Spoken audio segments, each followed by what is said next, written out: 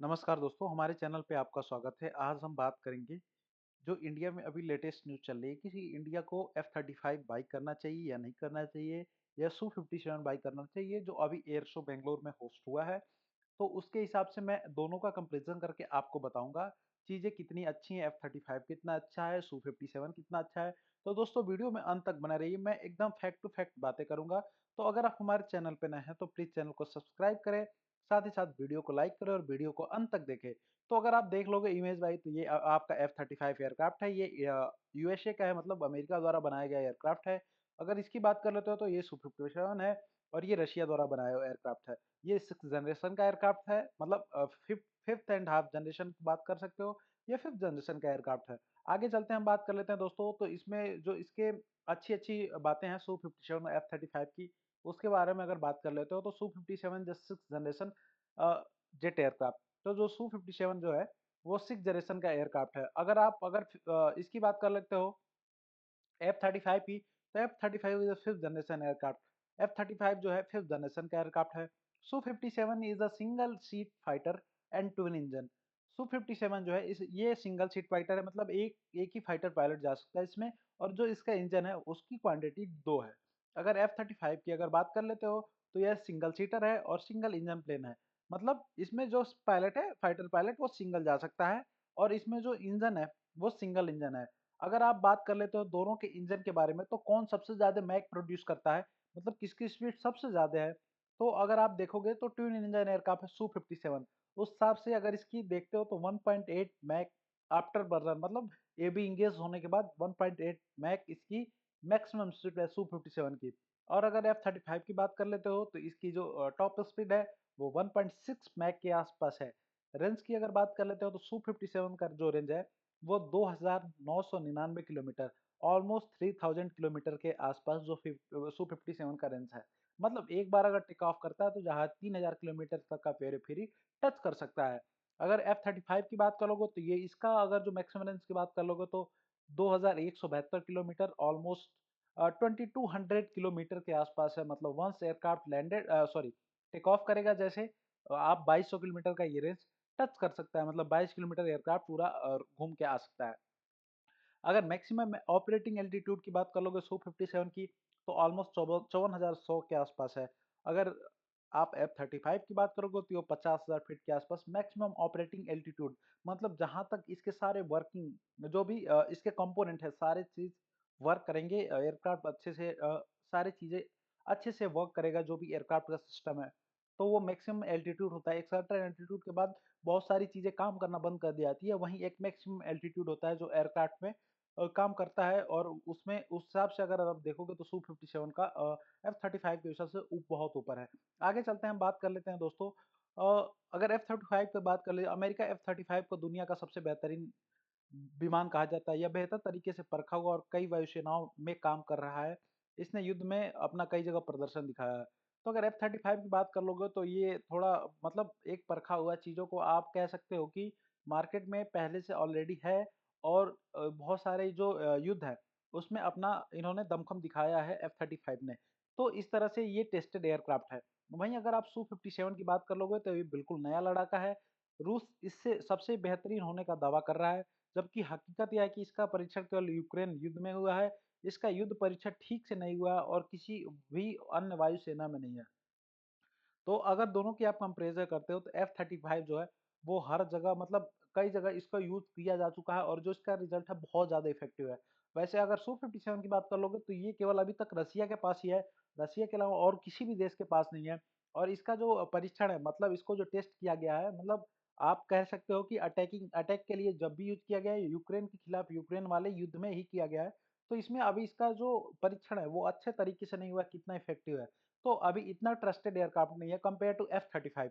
आगे हम बात कर लेते हैं दोस्तों, F-35 बेहतर क्यों है? F-35 का इस्तेमाल कई युद्धों में हुआ है, हाल ही में ईरान पर हुए हमले में इसका इस्तेमाल हुआ था। तो अभी ईरान पे जो भी हमला हुआ था, उसमें F-35 का ही इस्तेमाल हुआ था। एयर डिफेंस सिस्टम इसका पता नहीं लगा पाया, जिससे ईरान को काफ़ी नुकसान हुआ। इसका इस्तेमाल हमास के खिलाफ किया गया था, जबकि Su-57 का इस्तेमाल केवल यूक्रेन के खिलाफ हुआ, और यूक्रेन के पास उस स्तर का एयर डिफेंस सिस्टम नहीं है, जितना कई अन्य देशों के पास एयर डिफेंस सिस्टम है। तो हम एयर डिफेंस की बात कर लेते हैं, तो एयर डिफेंस होता क्या है? एयर डिफेंस वो चीज़ होती है, जैसे ही एयरक्राफ्ट आप मान लीजिए इंडिया और पाकिस्तान, तो पाकिस्तानी एयरक्राफ्ट जैसे ही इंडिया में आता है, तो इंडिया एयर डिफेंस क्या करता है, जैसे ही उसके इंडियन टेरिटरी में आता है, तो अपने टेरिटरी के आस-पास एयर डिफेंस मतलब आप air to ground sorry ground to air मिसाइलें होती हैं, वो ग्राउंड से डायरेक्ट उस अपने मान लीजिए अपने एरिया में आने पे वो डायरेक्ट हिट करती हैं। तो इस हिसाब से अगर देखेंगे तो एयर डिफेंस सिस्टम F-35 का जो है F-35 के खिलाफ जो भी एयर डिफेंस यूज़ किया गया है, वहाँ हर जगह ये ऑलमोस्ट सक्सेस ही रहा है। बट Su-57 की अगर बात कर लोगे, तो ये केवल अभी तक यूक्रेन में ही हुआ है और यूक्रेन में इतने अच्छे स्तर का एयर डिफेंस सिस्टम नहीं है। तो इसलिए ये भी एक बात हो सकती है कि अभी तक ये अनटेस्टेड जहाज है, पूरी तरह से अनटेस्टेड है। बल्कि F-35 बहुत ज़्यादा बहुत बार टेस्ट किया जा चुका है। चाहे आप ईरान की, चाहे हमास की कहीं बात कर लोगे, हर जगह ये टेस्टेड किया गया और वहाँ पे ये सफल रहा है। आगे हम बात कर लेते हैं, अगर भारत इसे खरीदना चाहता है तो किसे तरजीह देना चाहिए? तो जब भी government of India either Su-57 की बात कर लो या F-35 की बात कर लो, दोनों में से अगर कोई भी एयरक्राफ्ट खरीदता है, दोनों बेहतरीन एयरक्राफ्ट हैं, अपने जनरेशन के दोनों बहुत ज़्यादा बेहतरीन एयरक्राफ्ट हैं। लेकिन किसको ज़्यादा मतलब तवज्जो देना चाहिए, तरजीह देना चाहिए, उसके बारे में बात कर लें।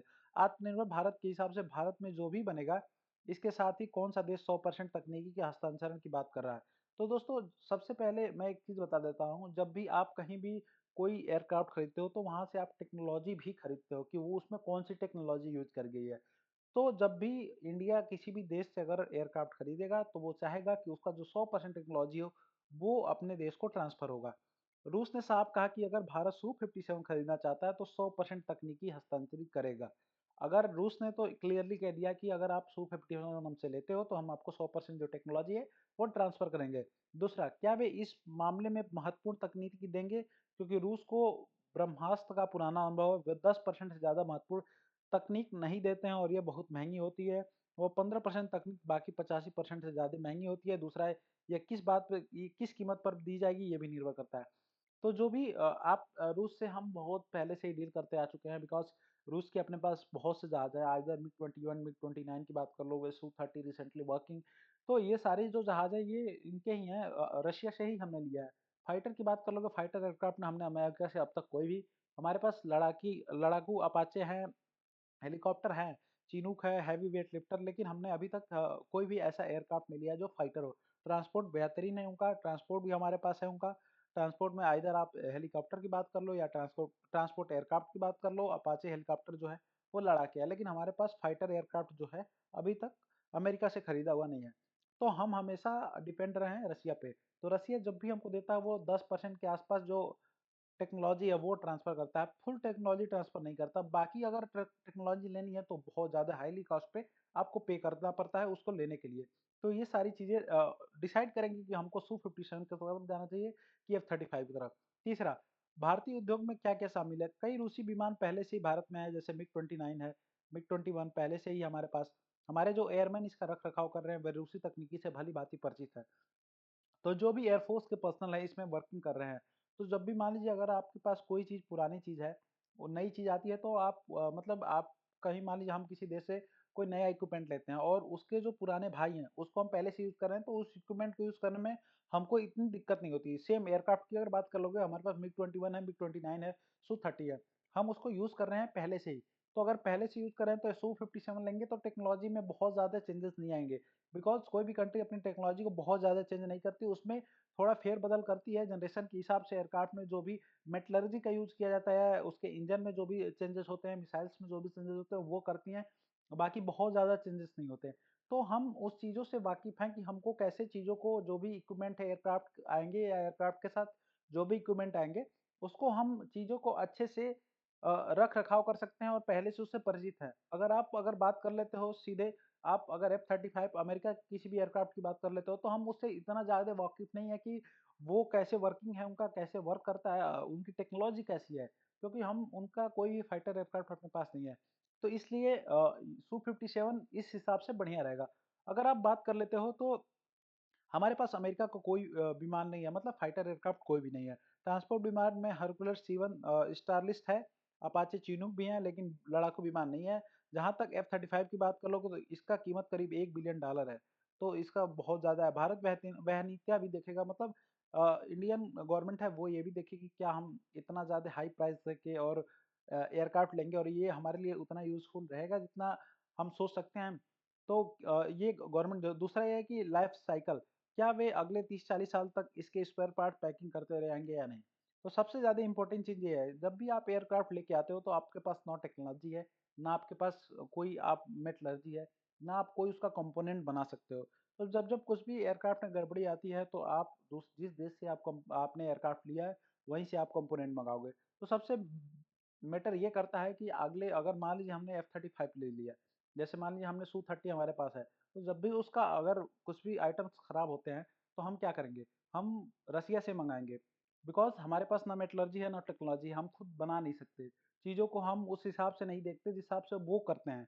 तो इसी प्रकार अगर F-35 लेते हो तो क्या हम 30-40 आने वाले सालों तक उस पे अमेरिका पे डिपेंड रह सकते हैं? बिकॉज़ बहुत तेज़ी से सिनेरियो चेंज होता है। अमेरिका में तो बिल्कुल भी। अभी मान लीजिए ट्रम्प की गवर्नमेंट है, मान लेते हैं इंडिया के फ़ेवर में है। जैसे ही दूसरी गवर्नमेंट आती है, इंडिया के अगेंस्ट हो जाती है। तो ये सारी चीज़ें भी सोचनी होगी, डिप्लोमेटिक वर्ल्ड लेवल पे आपको ये सारी चीज़ें देखनी होंगी। हमारे 5वीं पीढ़ी के लड़ाकू विमानों की क्या स्थिति? भारत का 5वीं पीढ़ी का लड़ाकू विमान अभी सिर्फ़ और सिर्फ़ ड्राइंग बोर्ड पर ही है।